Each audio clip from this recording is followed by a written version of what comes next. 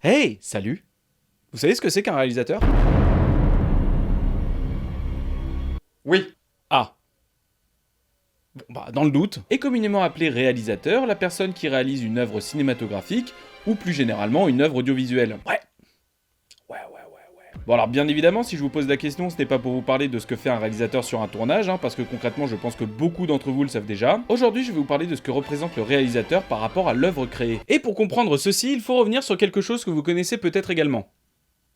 Peut-être. La politique des auteurs, d'après Wikipédia, est un mouvement théorique de la critique cinématographique, défini pour la première fois en 1955 par François Truffaut, dans les pages des cahiers du cinéma. Bon alors jusque là ça ne dit pas grand chose, mais en gros la politique des auteurs place le réalisateur au-dessus de tout autre intervenant sur la production du dit film. Pour faire simple, un film est d'abord défini par la personne qui le réalise. Le réalisateur n'est donc plus à considérer comme un simple faiseur au sein de l'équipe de production, comme le pourrait être un cadreur ou la personne qui fait le clap par exemple. Aussi appelé claquiste. En québécois. Merci. De rien. Alors c'est une vision très française, mais le réalisateur est à considérer comme un auteur à part entière, à la tête de la création d'une œuvre. Du coup, si tout se passe comme prévu, car non, ça ne se passe pas toujours comme ça, c'est le réalisateur qui décide de comment doit être fait le film. Il est donc responsable de ce que sera le long métrage une fois terminé. Alors je ne vais pas m'étendre plus sur la question, car de toute façon, si l'on voulait définir avec précision ce qu'est un réalisateur, on en aurait pour 4 ans. Mais vous allez mettre ça dans un petit coin de votre tête et on va passer à quelque chose qui nous concerne plus. Car s'il existe une personne telle que le réalisateur pour le cinéma, comprendre par là un représentant de l'œuvre créée, c'est bien qu'il doit y avoir son équivalent pour le média qui nous intéresse, les séries télévisées. Enfin je veux dire, il y a forcément quelqu'un qui s'occupe de tout ce merdier pour les séries. Enfin en tout cas, moi je me pose la question. Mais quelle question?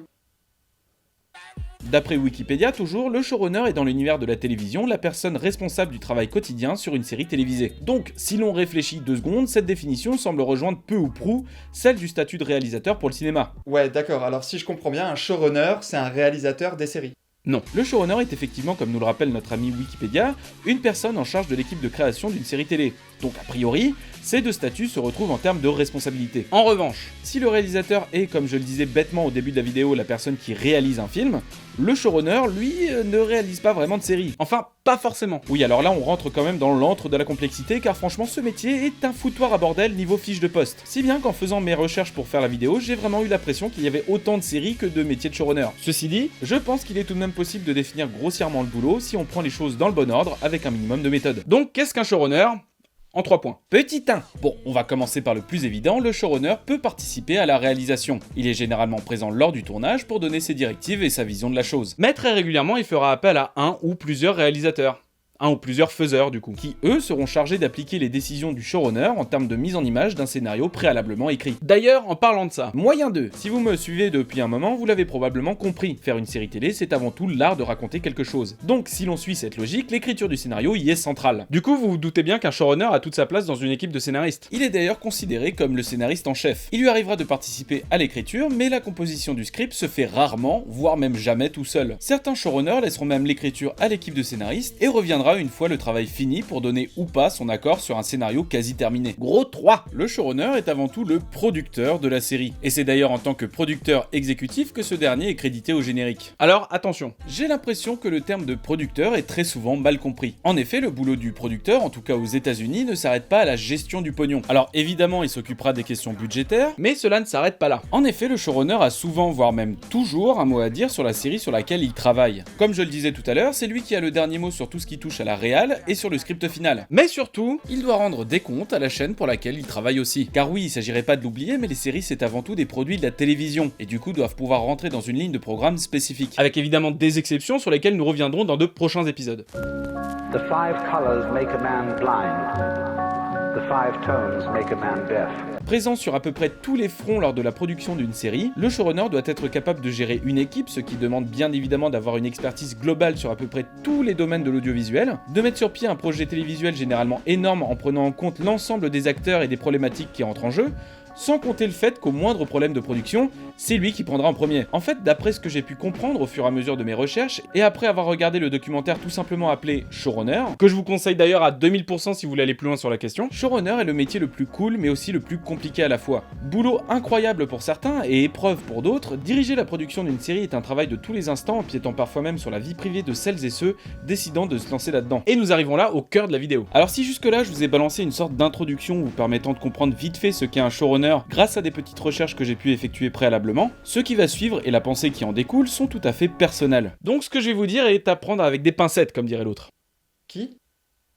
Ce qu'il faut savoir en premier lieu, c'est que le statut du showrunner n'a pas toujours été exposé au public tel qu'il l'est aujourd'hui. En effet, il y a quelques années encore, alors je sais pas exactement quand, mais ça se compte en dizaines d'années, il y a quelques années encore, et en France particulièrement, ces personnes étaient de parfaits anonymes. Ce n'est que très récemment que des noms ont commencé à émerger, propulsant sur le devant de la scène des têtes jusqu'alors inconnues du grand public. Deuxième chose à savoir, les séries télé n'ont pas toujours eu l'aura qu'on leur connaît aujourd'hui. Très souvent méprisées et rarement prises au sérieux, elles ont pendant très longtemps été considérées comme de simples produits de consommation, pour des raisons diverses et variées, mais principalement à cause de son support, la télévision. En effet, et pour beaucoup, les séries télé étaient moins des œuvres à part entière que le moyen pour les chaînes d'attirer le plus grand nombre devant les publicités qui les découpaient. A great big sandwich with a great big taste. Bref, c'était assez mal vu et particulièrement dans le monde du cinéma. Du coup, à cette époque, très peu de cinéastes réalisateurs se risquaient à franchir le pas en passant du grand au petit écran. Alors il y en a eu bien évidemment comme Hitchcock dans les années 60, mais ça restait de l'ordre de l'exception. Bref, les showrunners se sont progressivement fait une place auprès du grand public, allant même jusqu'à devenir argument de vente sur certaines chaînes comme HBO par exemple, exposant leurs showrunners stars en haut de l'affiche comme le sont régulièrement les réalisateurs au cinéma. Si bien qu'il arrive régulièrement que l'on parle d'un showrunner comme de l'auteur de la série qu'il chapeaute, amenant même certains à parler de véritables séries d'auteurs. Alors je ne suis pas en train d'affirmer qu'il s'agit de l'unique raison, mais j'ai la nette impression que la présence d'un auteur à la tête du processus créatif a aidé à redorer l'image des séries. En mimant ainsi le cinéma, en tout cas dans sa forme, les séries sont passées dans la tête des gens du statut du produit de consommation à objet culturel intelligent comme l'est le 7e art depuis longtemps. Alors c'est très beau tout ça,